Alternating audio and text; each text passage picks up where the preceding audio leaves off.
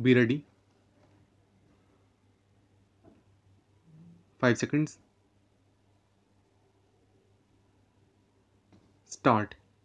In the judgment, it is seen that the Supreme Court held it is the distributor who can refer the matter to arbitration and not the respondent, and as such set aside the judgment of the High Court appointing the arbitrator.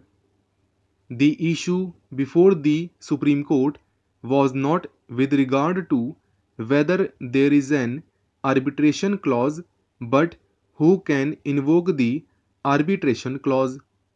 This judgment is not applicable to the facts of this case.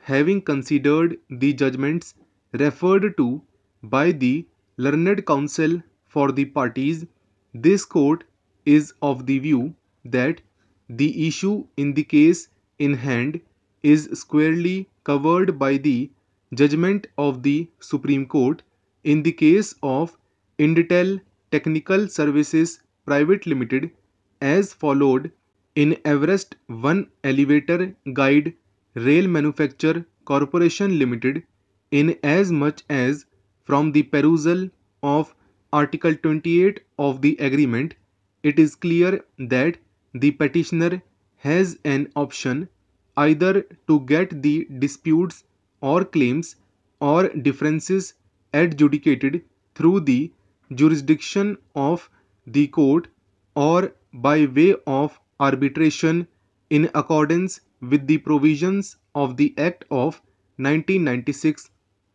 The fact that the petitioner has filed this petition, it must be held that it intends to get the disputes settled through the process of arbitration.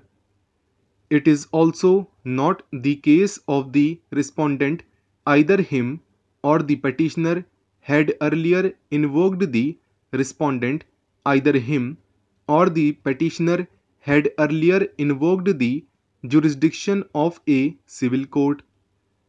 I also find from subclause 2 of Article 28 the intention of the parties is to refer the disputes to the arbitrator with regard to any dispute concerning accounting matters, and one of the claims of the petitioner is of non-payment of management fees, which is an accounting issue. The objection raised by the learned counsel on the maintainability of the petition is liable to be rejected. The next issue which arises for consideration is whether the respondent has terminated the agreement during the lock-in period. To answer this issue, it is necessary to determine from which date the lock-in period has started or kicked in. According to the learned counsel, Article 26 of the agreement prescribes the term of agreement to be initially for 15 years starting from the opening date, renewable for another 10 years, with the first 5 years of the said term to be mandatory lock-in period of 5 years, which would thus commensurate with the starting of the term of 15 years. So, according to him, the opening date being of July 2017, the mandatory 5 years lock-in period had started from July 2017. In effect, he argued that the effective date has not been defined in the definition clauses under Schedule 1. According to him, the word effective date mentioned in subclause 3 of Article 24 has to be necessarily read with earlier part of the same article, that is, first 5 years of the terms of the contract. Hence, the effective date has to be read as the opening date since the term starts from the opening date.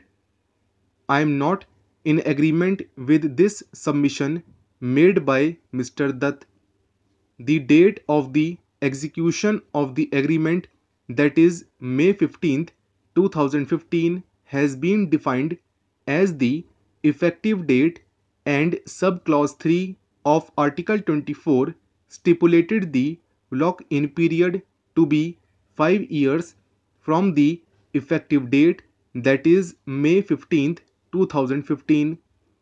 No doubt, Schedule 1 of the agreement, which defines words mentioned in the agreement, includes opening date to mean the date of commencement of the operation of the hotel for the purpose of receiving guests, to be determined in accordance with Article 4 of this contract, but the submission of learned counsel that the agreement prescribes two dates, that is effective date and opening date, for the reason that since the hotel had to be constructed before being operational, and the petitioner having the necessary expertise, and in terms of recitals 3, 4, 5, and 6 read with Article 2, is required to provide professional advice regarding architecture,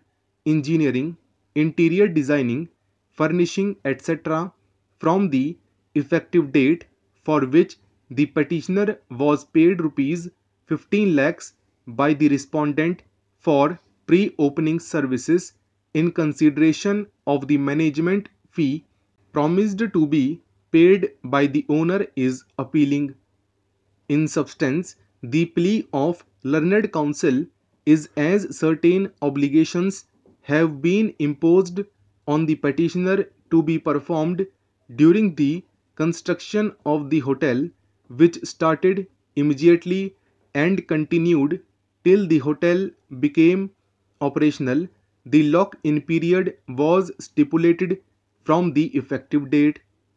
In fact, I find it is the case of the petitioner itself in para 19 of the petition that it had expended considerable time and resources in giving technical inputs, detailing and designing inputs, which the petitioner has acquired over a period of time towards the construction and execution of works in the hotel. It is also stated by the petitioner that the petitioner's technical interest and experience in the field was one of the key factors in signing the agreement for letting the hotel to be managed by the appellant party in this petitioner case.